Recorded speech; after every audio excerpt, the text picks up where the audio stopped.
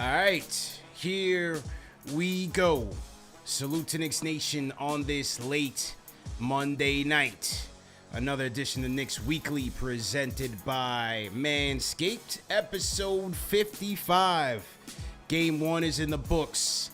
It is gone to the good guys. On tonight's episode, we're going to preview Game 2. Go through some good news and some bad news. Will Josh Hart be ready for Game 2? And there's a lot of crying going on in Cleveland. So we're going to investigate what all these tears are about. And we're going to talk about some adjustments, man, because there will be some adjustments that are going to be needed to be made as the Knicks go back into Cleveland for a big Game 2, man. So lock in. Hit that thumbs up button for you boys. CP the franchise, Alex Shataros on the ones and twos. Salute to everybody in the chat. Salute to our franchise channel members. Let's get it going, man. Al, how you feeling, man? Orange and blue skies, bro. Orange and blue skies. Yeah. Look, we got Game 1. How can you not feel great, man? The Knicks just went into Cleveland, Game 1, and blew up home court advantage for the Cleveland Cavaliers. How can I not feel great? I also feel better today after recovering from the 40-40 event. You know, that took a lot of energy, man. A lot of energy. You know, we were hoping to do it. Well, I was hoping to do this show yesterday, but that was quite ambitious because I woke up feeling like I got hit by a bus, and so Bro, that was very ambitious, man. I usually get up around like what, 7:30? It's a weekend, like probably 8 that's sleeping in for me. Yeah. I woke up at 11:30 a.m. I was like, yo, what just happened? I was confused. I thought I missed the entire day. Yeah. I still had stuff to do. I was like, oh, good Lord. You know, I had Remy hit me up like, yo, man, you good? This recap gonna get out? I'm like, hold on, man. Hold on. Relax. Let me go get my cup of coffee. Let me go get a glass of water. I got you. That just means it was a great night. The vibes were immaculate. Bro, we had the best party in the city, hands down. We sold more tickets than the Knicks did to their party. No shade. No shade. But we sold more tickets than they did. We had the party other night. Shout out to the production team once again. Can't shout them out enough. Gamba, Shadow, shout out to Tyler, Jared, everybody behind the scenes, man. Daniel, Matt, shout out to Matt. Things were going on simultaneously, man. We were doing our show. Production crews behind the scenes producing the show. We had Tyler. We had Matt in the venue shooting, getting coverage, getting footage. His footage, the footage went viral on Bleacher Report. I got Bleacher Report. I got ESPN Sports Center hitting me up for access to the video. Shout out to Tyler for putting the video together. That was us, man. We did that. Team KFTV did that. Definitely. Like the Knicks, man. We're tough. Yeah. Battle tested. Ready to go. Yeah. Yeah. It was a great night. Definitely a great night in the city. Shout out to everybody that sent us their IG stories. I spent like half the day yesterday going through IG stories, just reposting. And so, that's evidence of a good vibe that everybody had. Sekou says, where's the photos for the party? I will send you the link to the photos. We did put some out there on the KnicksFanTV Instagram page. So if you want to see some photos from the party, you can check it out there. Shout out to the franchise channel members that came through. Shout out to Mero. Shout out to Cormega. We had the CEO of Puma in the suite with us. You know what I'm saying? Yeah, man. Yeah, it was rocking. The VIP suite was popping. The VIP suite. The entire venue was popping, man. Yeah. Walked around a little bit. It was lively. Yeah. Yeah, absolutely. That was the place to be if you were watching the Knicks game. No that question. Was the place to be. No question. And so for those of you that want to attend Game 2 at the 40-40, tickets are on sale right now. Tickets are available right now. Go to KFTVplayoffs.com and get yours. Yeah, man. 40-40 will be rocking again for Game 2. But anyway, Al, Game 1 was in the books. They were successful in many fronts, from the return of Julius Randle to their effort on the boards, abusing the Cavs on the glass, getting after it in the second chance points. The Knicks, despite not getting full contributions from the team, played to their strengths for the most part in this game, and won it in crunch time with their closer, Jalen Brunson, who had 4 out of the last 5 field goals for this team and 9 points in the fourth quarter. But that's the good news. The bad news is that the player of the game, or arguably the player of the game in Josh Hart, who turned his ankle late in that game and still was the hero, may not make it for game 2. Because according to Ian Begley, Josh Hart has a sprained left ankle. He participated in parts of practice. His status for game 2 will be based on how he feels tomorrow morning. But then Knicks PR came out and said he's doubtful for tomorrow. Whoa. Ugh. How do you assess that then? It's a hit. It's a hit. Yeah. It's a hit because Josh Hart has been so impactful for this team as soon as he stepped on the court in a Knicks uniform. And to not have him for game 2, it's not I lose confidence in this team where we've just seen time and time again throughout the season where somebody's going to step up. You know, in this game, it's either going to be Quickley, it's going to be Grimes. You know, maybe we can see old Deuce McBride out there, right? To still go with a 9-man rotation. Maybe RJ will step up tomorrow. But this team has been battle tested because we've seen whether it's we didn't have Brunson, RJ, Randall, Mitch. Somebody steps up. So I'm confident in this team that somebody will step up. But what Hart just gives you, it's hard to replicate because, as we discussed, man, it's not just what he does on the stat sheet, which he can fill up an entire stat sheet, right? But it's also the grittiness, defensive awareness, the hustle, the energy, the physicality.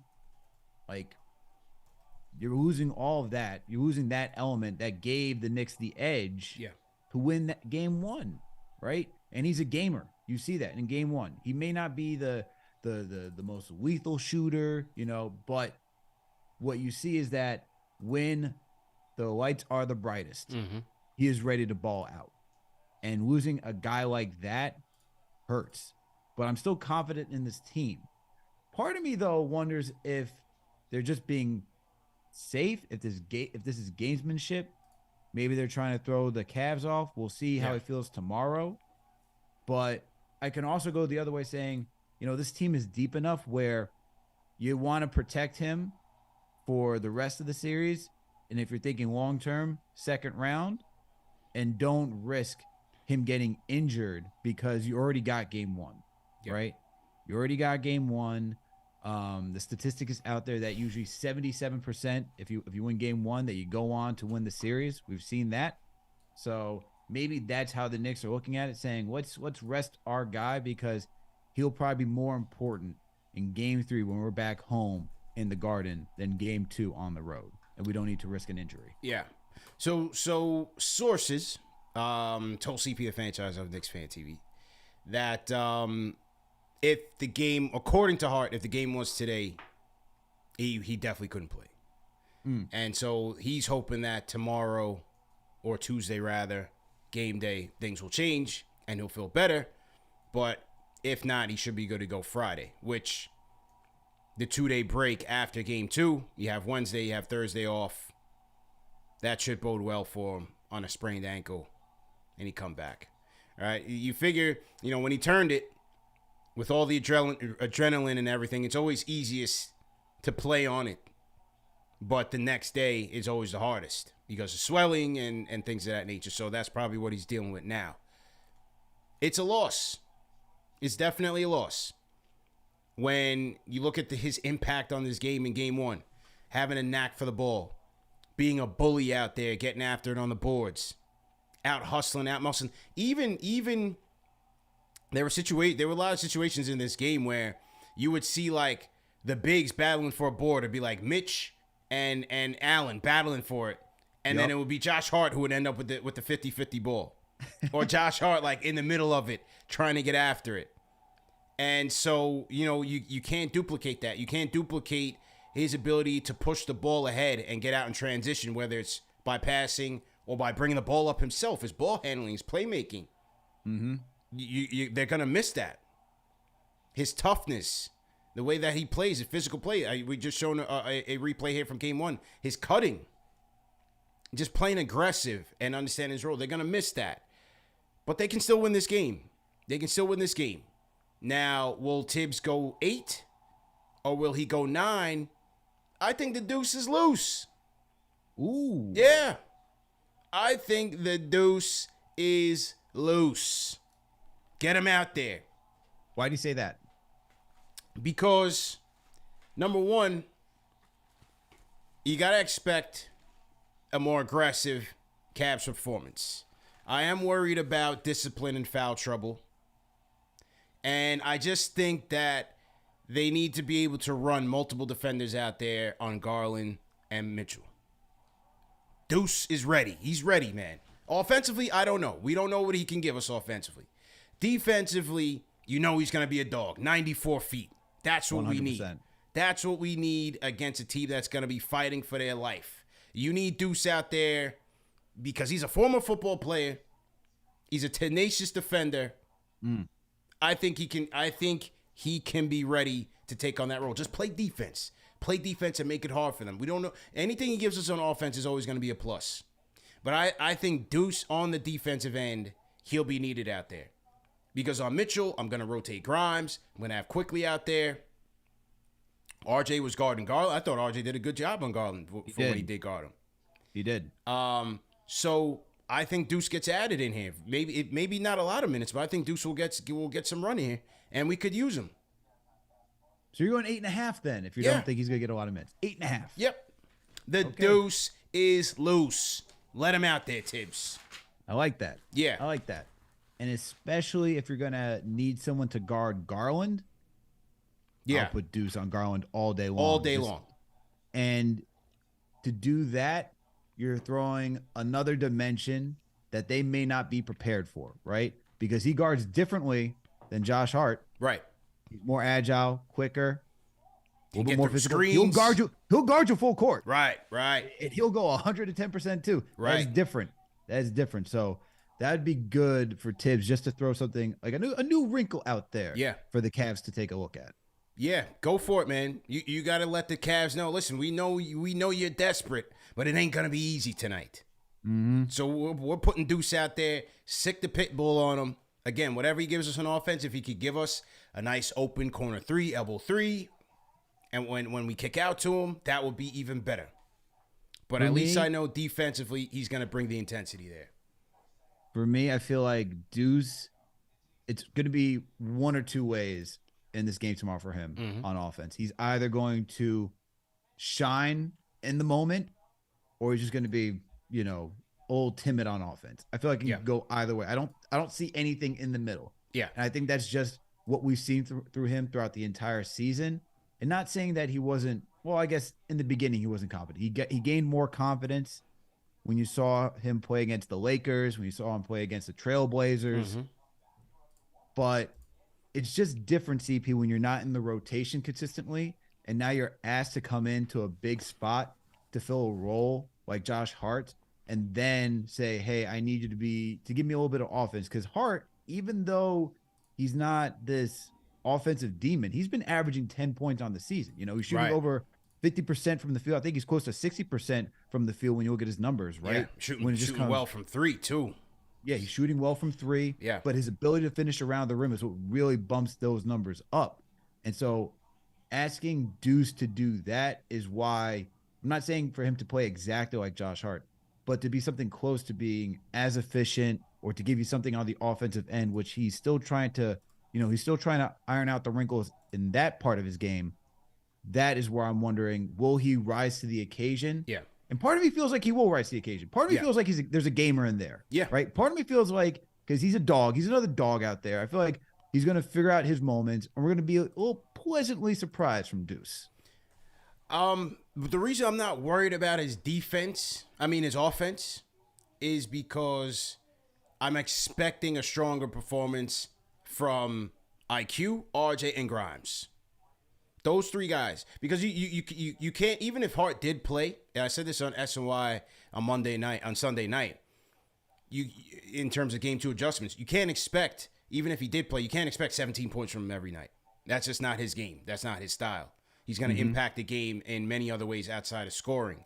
But you need the scoring from Quick.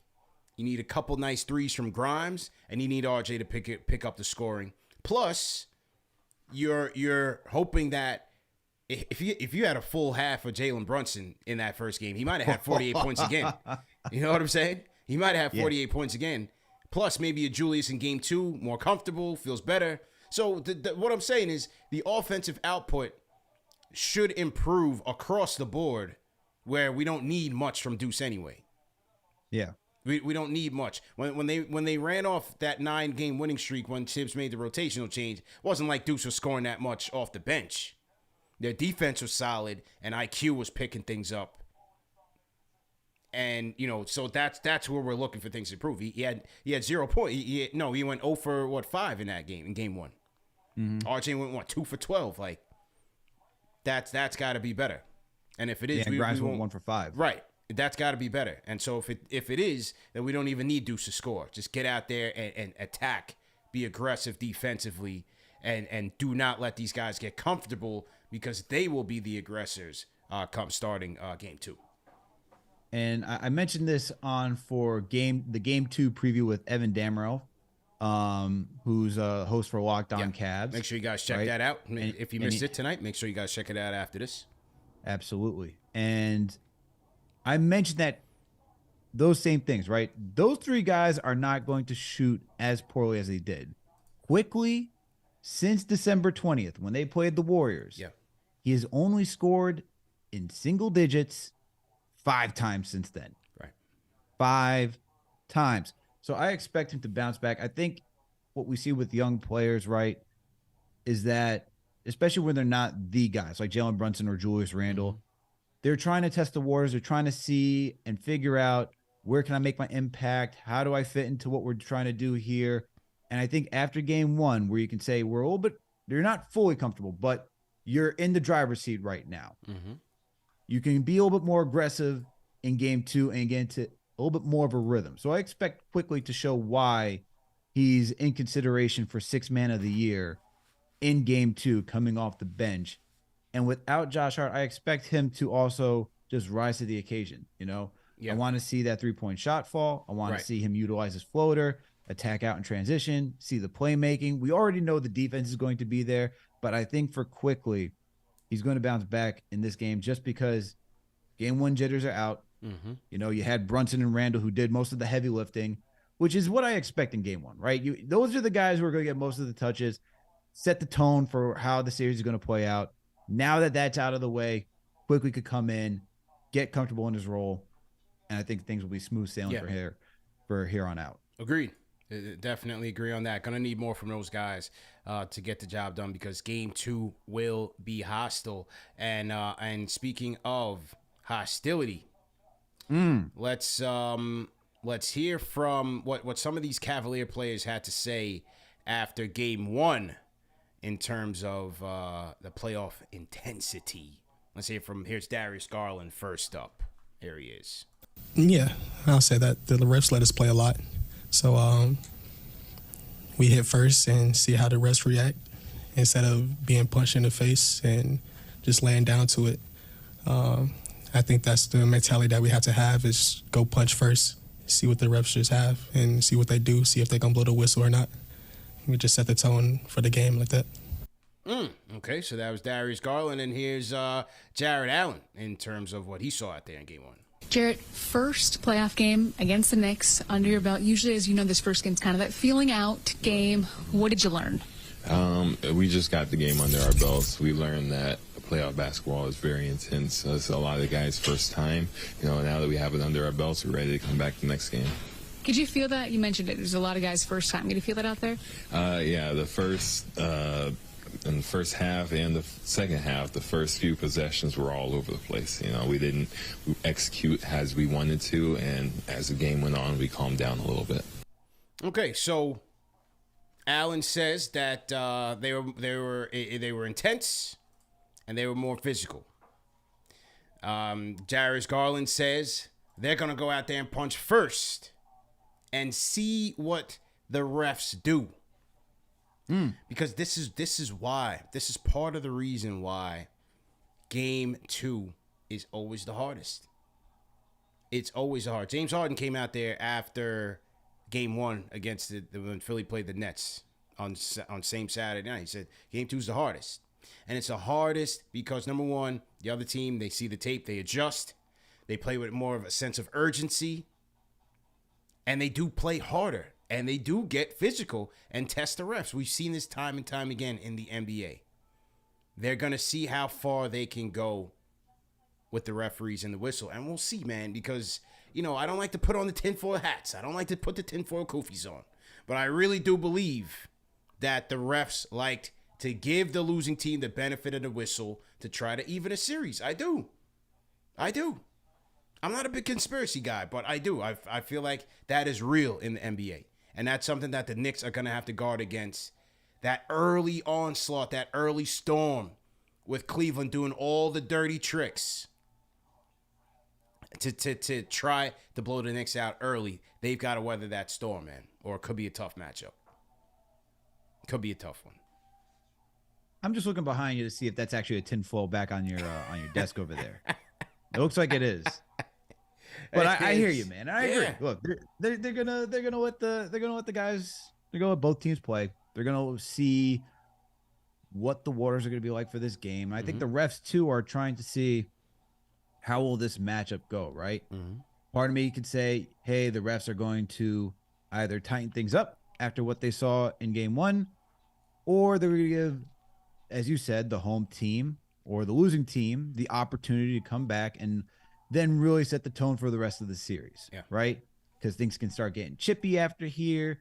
Things got a little chippy in Game 1, so maybe the rest want to see, all right, what's Cleveland going to do now? And then they can get an idea of what the tone will be for the remainder of this series. To me, though, hearing both of that, it sounds like the Cavs didn't do their scouting report, though, because this is a Knicks team that is physical. Right. So if you did your scouting report, you look at Julius Randle, Jalen Brunson, Josh Hart, everybody else on this roster, Mitchell Robinson, and so forth. Shouldn't you know that this is a very physical team and they're going to come out swinging? Right.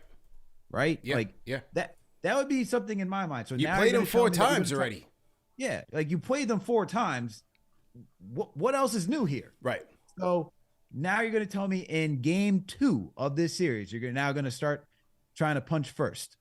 I don't see it happen. In all honesty, I just don't think the Cavs are that physical of a team to really shake the Knicks like that. Because the Knicks, they're brawlers, man. Yeah. Like you look at everybody up and down the lineup, right? You see Quickley put on weight. We talked to David Zenon between Quickley, Obi, the rest of the guys. They're in the weight room 24/7. You have to try to kick them out. Julius is ripped.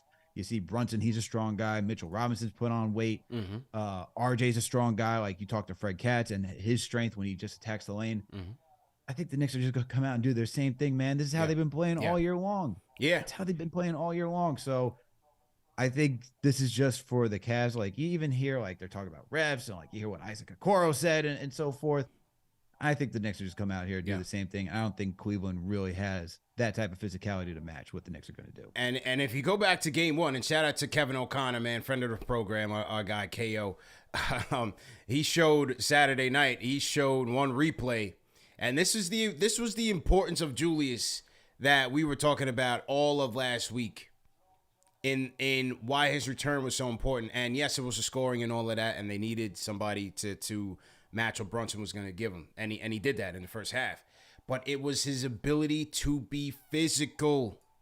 That's what we needed Julius for. And if you look at some of these plays, boy, he folded Evan Mobley up on some of these box outs, man. Look, Evan Mobley's only in his second year. Give him until like year 3 or 4. He's going to be looking like Giannis. And then the jokes are going to be on us when he's dominating the league. But for right now, Julius was bodying this man for rebounds in this game. And that was why Julius's return was so important. Not just because of the scoring, but because of how physical he can get. And, hey, finishing the game with 10 boards. Important boards. Obi can't do that. Obi does his thing separately. But Julius, he's getting after it. He's playing bully ball out there. in 34 minutes, by the way, compared to Mobley's 38, right? Yeah. In 38 minutes, Mobley had 11 rebounds, and 34 for Randall. He had 10. Yeah. And I know you're playing the one by our guy, Kevin O'Connor, on the critical rebound by there. But there's also another one where that's floating around Twitter. We just see during the free throw line, like you just see Randall just bully Mobley under the hoop. You're like, wow. He shoulder tackle him. Yo, that is where you just see that's grown man strength against a little boy. That is like he definitely felt that one in the morning. No doubt about it. And to think that if you're Evan Mobley, right? If you're Evan Mobley and you're out there for 38 minutes, you have to deal with Julius Randle for most of the entire game. And now you also got to think that if Randall's getting rest where he could play like 32, 34 minutes, and now you just go toe-to-toe with the guy who's physical. We're talking about Mobley, who's 7 feet tall, 215. Julius is like 6'8", 250. Yeah. And 250 feels a lot different when it's moving at you, right? It's much different. Now you're telling me that when Randall's on the bench, you got to deal with a guy who's like a gazelle running up and down the court. Now you got to go change gears, be like, oh, man, I just extended all my energy to start to battle this guy. Now I got to go run. And then if Mobley takes advantage of Obi, you put Randall right back out there. Now he's got to change his mindset again. Like, oh my God, you keep going back and forth. This is a mind game for a young player. Yeah, this is a mind game. So that's an advantage to the Knicks, in my opinion. No question. No question about it, man. So that was just an interesting sequence. Now here was JB Bickerstaff because another thing that played into the Knicks' advantage was the bench matchup, which we talked about being a strength of ours and a plus of ours. The Knicks bench in Game 1 outscored the Cavs 37-14. Here's what JB Bickerstaff had to say. More do you need from them throughout this series, and what did you see tonight that is like points of emphasis for you guys to look at? Obviously our bench has to give us a spark. We got to find a way to manufacture some buckets. How do we create for one another, and how does our bench support our starting cast? We'll go back, we'll take a look at it, but at some point in time, you got to find a way, just put the ball in the basket. And I thought that unit kind of struggled there. I thought Jetty was really good. He gave us a good burst. And then, at the end of the day, you can't give up 17 offensive rebounds. So there that is, Coach Bickerstaff taking his bench to task. And, this is something that we got to watch for in Game 2. All it takes is one shot, one make to get a guy confident and going. And that's Karis LeVert. I expect him to be more aggressive. Dean Wade, he's killed the Knicks in the past from 3. Osman had an okay game in Game 1. You just never know. Some teams have good nights. And, especially when you're at home in the playoffs, typically you expect those guys to step up your 7, 8s, and 9s in the rotation, your 6, 7, 8s in that rotation. So we'll have to see. That Knicks defense is going to have to stay aggressive, run these guys off the three-point line, and don't get them into any type of rhythm. Going to have to disrupt that flow. Absolutely. And I expect, once again, talk about this with Evan. I see Tibbs going at Garland again and forcing him to be that decision maker. And we saw in Game 1, they were blitzing. They were trapping him. They were showing him so many different fronts, forcing him to make a decision. You even see that empty side right corner 3 where he just threw the ball right to RJ after he got double teamed, and then Knicks were able to score off of that steal. So I expect Tibbs to consistently pressure Garland, because a lot of this is just predicated on their backcourt, man. A lot of it's predicated. What the Cavs do, it's all determined what Donovan Mitchell and Darius Garland can do. And we know what Mitchell can do on the court. You're not going to stop him. We discussed this. But if you put pressure on Garland trying to figure it out, young guard like that, first playoff series, I see Tibbs forcing him to make that decision night in and night out. Yeah. Yeah, no question, man. He said he wants to be the aggressor. He wants to be a pit bull. Let's put him to the test. let's put him to the test, man. Because, I thought he had kind of a quiet night. He had his moments, but he's certainly capable of much more. But I think if we continue to, like you said, show him different looks, stay physical with him, I think he'll fold. He's a small guard. I think he'll ultimately fold.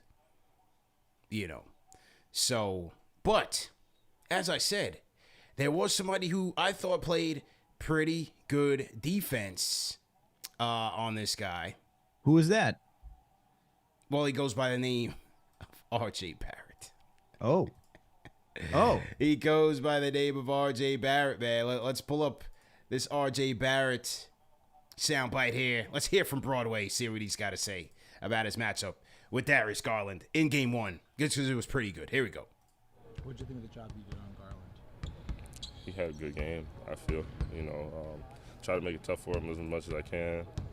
I think I got a couple steals. I think I had a good game defensively overall. But he's an all-star. He's a really good player, so he's going to have his moments. All right. There's RJ keeping it humble, I thought he defended well. That was a concern. That matchup was a concern.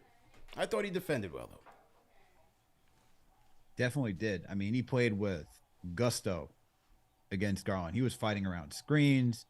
He was on his hip for most of the night. He didn't give Garland a lot of leeway, but you also saw that he was getting help defense from like Brunson, Quickley, whoever was on the court trying to stop the lane or clog the lane, I should say, for Garland. So it was good defense by RJ, man. But we need some offense too. Defense. Need some offense. I thought defense, playmaking wise, he was solid. Just need a little bit of offense 4 now. steals. Yeah. Look, he had a solid 4 game, man. Yeah. I've been asking for that. He got a solid 4 game. With Josh Hart out though, if he's out tomorrow, you're gonna need some scoring from RJ though. So let's see if he can turn that around. Yeah, we will absolutely need that from RJ Barrett. All right, so to everybody in the chat, once again, hit that thumbs up button for you boys. Knicks Weekly, episode 55. We are going through some of the sights and sounds from both Game 1 press conference plus practice today. And speaking of Game 1, let's hear from Captain Clutch, Jalen Brunson, on what the team's mentality is after winning Game 1 and how they want to approach things in Game 2. Here's the captain. Game 1 on the road. What goes into being a great road team? You just gotta be confident. You just gotta stick together. You gotta stay poised. It's a mixture of a lot of things. And I think for us, most importantly, it's all about sticking together. And we're going to environments like this. A couple nights ago, it was a great home environment for them, and it was loud.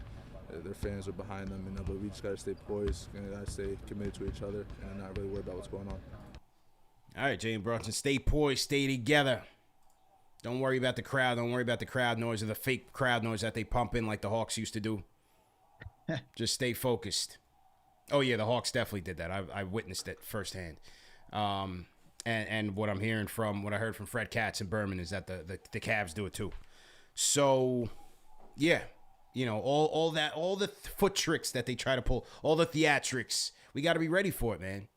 Jalen's ready. You see it in his face. He's poised. He's ready. I'm more concerned with Julius. I think they're going to try to take him off his game immediately. I think as soon as he goes up strong, in the first hard foul, hold your breath, because we don't know how it's going to go. We already saw Game 1. He took umbrage with the way Jared Allen fouled him. I think they try that again. Though. He walked away. He did. But I think they try that again, man. I think they get chippy with Julius early and try to throw him off his game. It's mind games, man. It's part of the playoffs. I think he's gonna have a big game. I personally think out of the players, like Quickley will bounce back. Brunson's gonna play well. I think we see Julius really make a statement with this Evan Mobley matchup. Mm-hmm. And had to shake off the rust a little bit in Game 1, coming back from an ankle injury. But I think this is it, CP. I think he comes out, performs, shows why he was an all-star, shows why he's getting all NBA consideration. Second, third team is where I think he'll end up. Mm-hmm. But I think he shows that tomorrow because, once again, looking back to what he did to Mobley, I think Mobley himself knows that he has to come back and show some fight. And if Randall's thinking that, then he knows he's got to dial it up a little bit more and make it a little bit more frustrating on Evan Mobley because, look, we just got some all defensive player results today. You know, Jared Jackson Jr. won it, yeah. We saw Brook Lopez came in second. Evan Mobley was third. So I think if you're Evan Mobley, right, you want to make sure you can live up to that recognition. And I think if you're Randall, right, and you're a competitor like he is, I think you want to test. Okay, if you're third, let's see you stop me. And tomorrow's the day to do it. True story.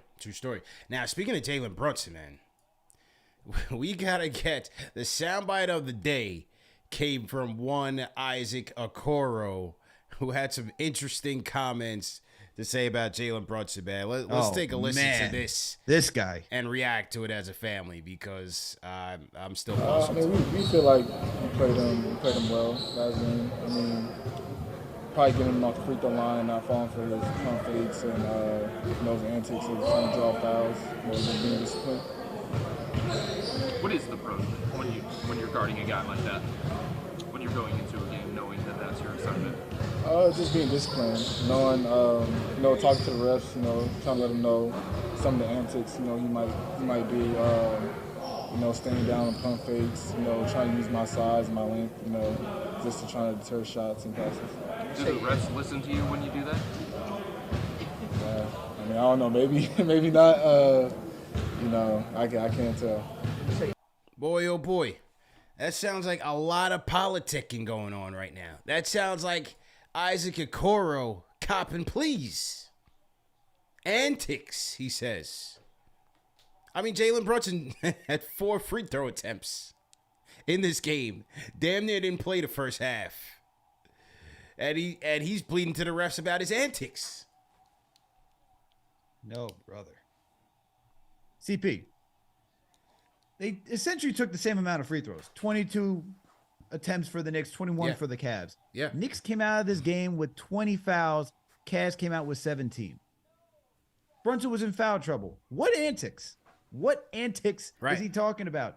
Sounds like a guy who, I don't know, got benched for Cedi Osman, for the rest of the game because gave you 1 for 6 from the field, 0 for 4 from 3. He was in the construction business. Way, Cavs are trying to win. He's building houses.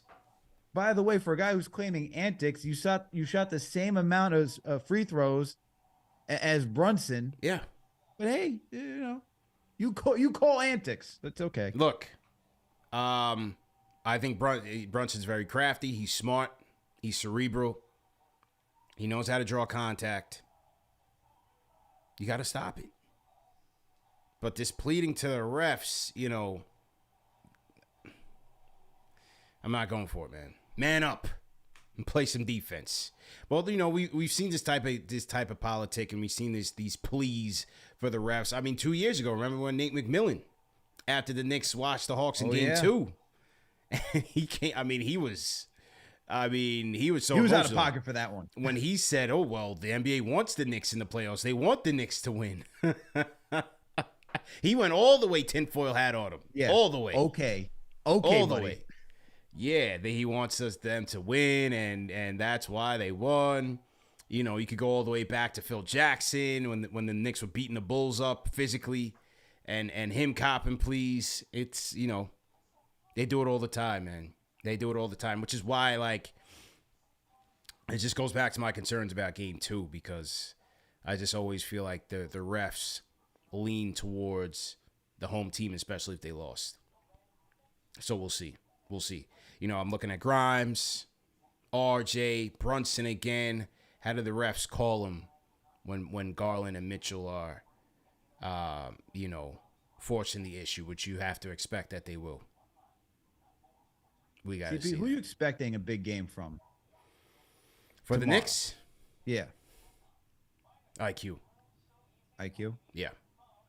Okay. We're going with IQ. We need a bounce back game from IQ. I felt like, he was kind of testing the waters, just feeling the temperature out offensively, probing a little bit. Took a bad 3 early in the game, but he wasn't as aggressive as he needed him to be. I think IQ needs a big game. I think IQ needs a big game. Definitely. You see Grimes being more consistent tomorrow, or you still see him trying to figure it out? I hope so. We need it. One of the adjustments, like if we get into adjustments, like one of the adjustments I think we have to make is if somehow the Cavs are able to limit the second chance opportunities that the Knicks get, right? Like, let's say if they're stacking the box a little bit more, bringing more defenders down into the paint to help rebound, gang rebound as a team, and they're keeping the Knicks off the glass, or if their effort and intensity is better than the Knicks, their physicality is better than the Knicks, and they're able to keep them off the glass, we got to find a way to shoot the ball much more efficiently. 26% from 3 is not going to cut it if you're not going to get second chance opportunities like you were. You know what I'm saying? So that means Grimes, IQ, Julius, Brunson, they got to knock down their threes. Obi, which he did. Yeah. But you need 3-point efficiency out there if your second chance points are going to be limited. It seems like Bickerstaff made a point of emphasis, like, 17 offensive rebounds, even though we are a better rebounding team than them. Again, rebounding a lot of times is effort. And so we'll see if they're able to match that and keep us off the glass. If they're able to win those 50-50 balls more than we do, then I think that, the Knicks are going to have to shoot the ball much more efficiently. And I think that's where IQ and Grimes and those guys are going to have to come into play. Now on the season, CP, during the regular season, Knicks ranked 3rd in the NBA, averaging 46.6 rebounds per game. The Cavaliers rank 25th in the NBA, ranking 41.1 rebounds per game. And you have to consider that most of the season, considering that Josh Hart only played 25 games, he played a quarter of the season with the Knicks. You think that the Knicks were good. The Knicks were good before Josh Hart got here. They only got better. So I don't think, to me, I don't see the rebounding. Maybe it slightly evens out because we don't have Josh Hart. Josh Hart just puts the Knicks over the edge when it comes to rebounding, and we see that. He's snatching, as he talked about earlier, 50-50 balls from Jared Allen, Evan Mobley. That's just who he is. I could still see the Knicks winning the rebounding battle just because that's who they've been this entire season. Yeah. They have been consistent in that regard. So they have to continue to do so. Because the margin of error is very slim. It's very slim. But as I said, if they can't, then the threes will definitely come in handy. And then another thing for me, especially in this game where the Cavs are going to put a lot of pressure on them, they got to limit the turnovers. The turnovers, they did turn the ball over a little too much in the first game, but luckily the Cavs weren't able to convert on all of them. And then conversely, Knicks scored 26 points off Cavs turnovers. That's a big swing. That game really could have went either way, man. Like, yeah, a lot of the stats like tilted way on the Knicks side of things. Yeah. So, I think that part of playing good defense is limiting the turnovers. And when it gets real hostile, especially early in this game, they got to make good decisions, man. They got to play fast, move the ball, be patient, and limit their turnovers. This Knicks team has been so good offensively, right? And we know that it's because of second chance opportunities. Brunson, Randall being able to score in isolation effectively and efficiently. But what do you like? Are you concerned about this offense moving forward at all, CB? Because the Cavs are a good defense. Yeah. And if anything from game one, we saw that it was very choppy. It was, Brunson got into foul trouble, so we didn't get to see the full arsenal from him, right? But you also saw Julius start to wane in the second half because maybe that injury, getting a little fatigued. He hasn't played in a little while. And when I go back and I watch that game, it's, some good shots from Jalen Brunson, tough shot making by Julius, a lot of transition and second chance opportunities, but there wasn't really like a flow or rhythm to the offense of like, being able to get downhill easily or really running a lot of good sets, anything of that nature, right? Mm-hmm. Part of it to me felt like a lot of hero stuff had to come along the way. Yeah. And that's how we kind of ended the game with the Josh Hart 3, right? Right. Are you worried about that offense at all, man?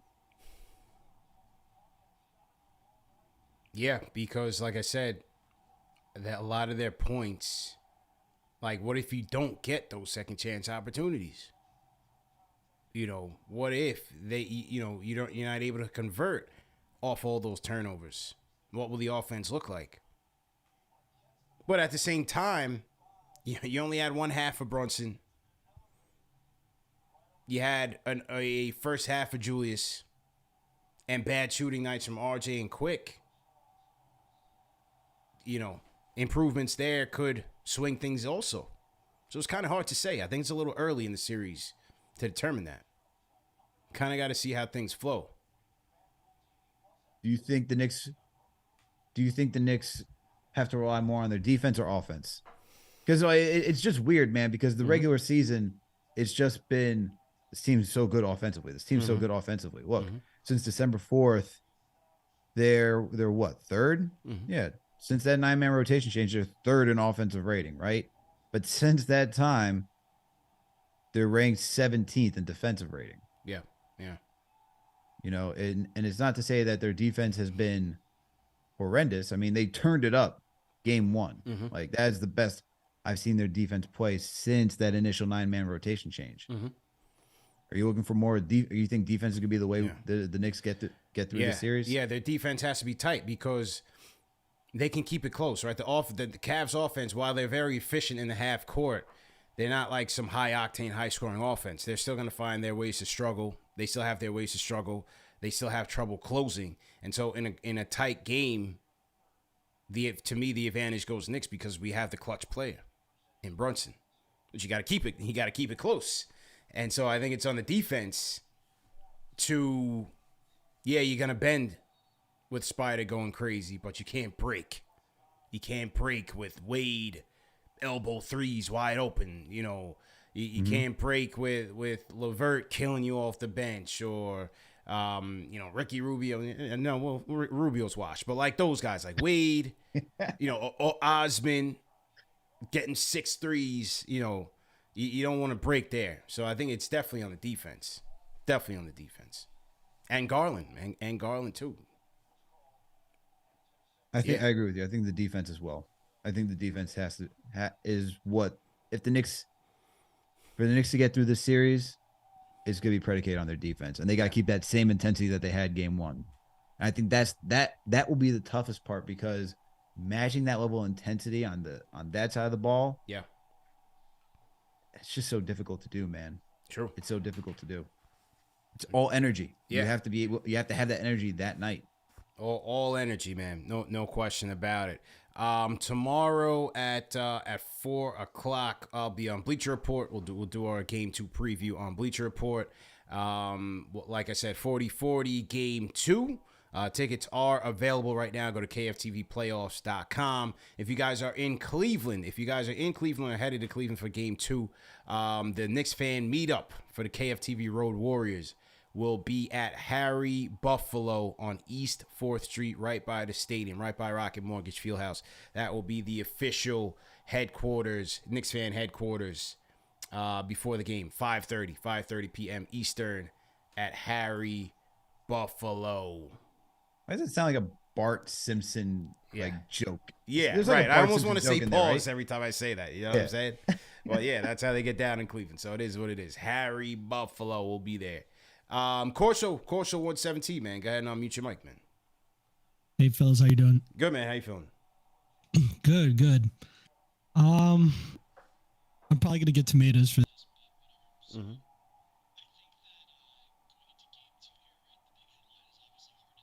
Mm-hmm.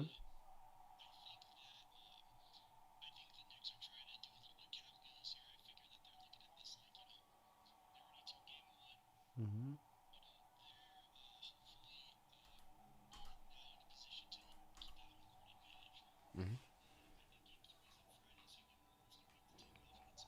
Mm-hmm. Yeah.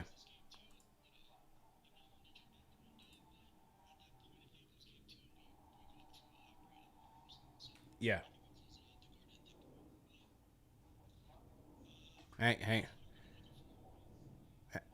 Hang on. Give me wait. Give me some audio again. Go again. No. Hang on. We can't hear you. Okay, go again. Go again with your audio. Yeah. All right. Do me a favor, because I'm over here messing around with the gauges. Can you your whole take did not go through on the YouTube. Can you? Yeah, Jay, he was whispering over? to all of us. Yeah. Can you kind of start over with your take? Go ahead. Oh, word. I'm sorry. Yeah. Anyway, I don't know what you guys heard, so I'll start over. So basically, what I was going to say is the big headline for the Knicks right now is that Hart is going to be out. But I figure that the way the Knicks are kind of looking at this, they're doing the calculus of, game 3 isn't until Friday. You already took home court from the Cavs. Let him rest. Let him get healthy, and then we'll be able to go from there. But that said, I really do think, partially for the tinfoil hat theories that CP has, I think the Cavs will take game 2, let the tomatoes fly. I just think that they're going to do what it takes here. Mm-hmm. And, I really think that, if they need 45 minutes from their core 4 guys, they're going to bring their 45 minutes for those core 4 guys. Like, they really cannot afford to go down 0-2 in this series. Yeah. And if they do, we're bringing out the brooms. So I guess what I'm looking for in this game 2 is that I think they're going to try to get RJ going early in this game, just to get him some confidence. We'll see how that goes. I'd really like to see us go at Mitchell offensively. I feel like last game we could have done more to, really go at him on pick and rolls, make him work on defense, tire him out. Like, if you're going to be out there for 40 minutes, make him work. I think Quickley bounces back in this game.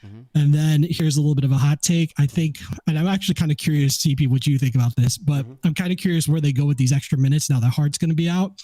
I kind of can see this being like an Obi Toppin game where he's going to get, 20 minutes, maybe 25 minutes, something like that, with Hart being out. And I think that, his potential to stretch the floor, run the floor, if we could turn this into an up and down game with them being tired, I think that's a position we want to be in versus turning into, a bar fight in the half court. So, okay. Appreciate the call, man. Appreciate the call. Yeah, I definitely agree that with 2 games off between game 2 and game 3, you're going to get another 40-minute outing from most of these Cavs players because they're going to be in straight up desperation mode. Bickerstaff might not even go to the bench if he's getting nothing from them.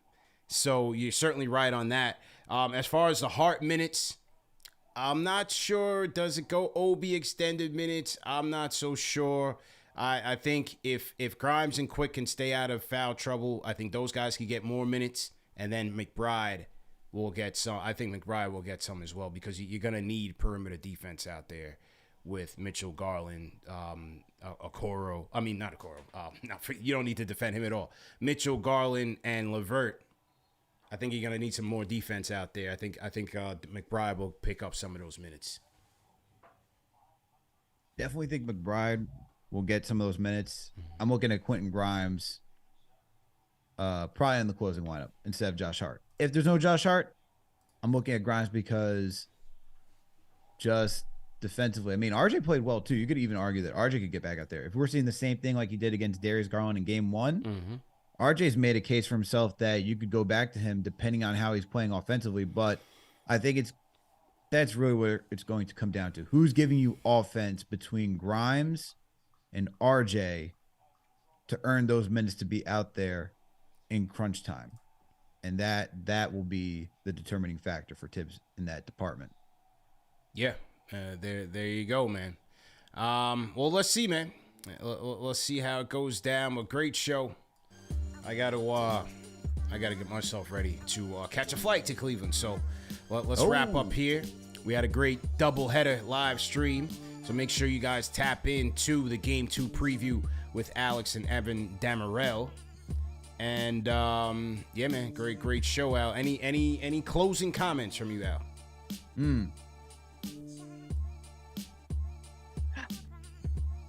Part of me wants to jump out the window, CP, for this one. Part of me wants to jump out the window, and I know that people are going game 2 probably for the Cavs just to get something interesting. And I know this. I said it was going to be a 7-game series. Part of me feels like the Knicks are going to shock everybody tomorrow and get game 2. Okay. Everybody in the chat, man, throw your game 2 predictions in the chat. Throw your game 2 predictions in the chat. So to everybody that came through, it's rocking with us. Like I said, man, 40/40 game 2 tickets available. Go to KFTVplayoffs.com. If you guys are in Cleveland, we will see you at Harry Buffalo Paws on East 4th. Right there by the Rocket Mortgage Fieldhouse. Game 2. What will the Knicks do? What are they made of? Shout out to Jay.